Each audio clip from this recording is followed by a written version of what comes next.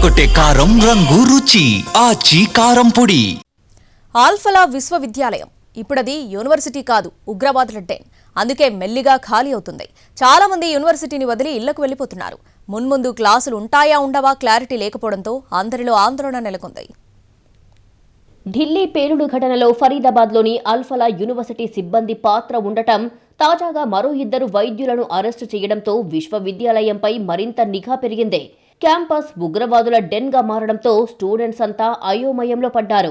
అరెస్టైన 2 ప్రధాన నిందితులు ఉమర్ నబీకి స్నేహితులని గుర్తించారు. క్యాంపస్లో భద్రతను కట్టుదిట్టం చేయడంతో పాటు విస్తృత తనిఖీలు చేపట్టారు. ఈ క్రమంలో అక్కడ చదువుకుంటున్న వందలాది మంది విద్యార్థులు ఇంటిబాట పట్టారు. తల్లిదండ్రులు తమ పిల్లల చదువులపై ఆందోళన వ్యక్తం చేస్తున్నారు.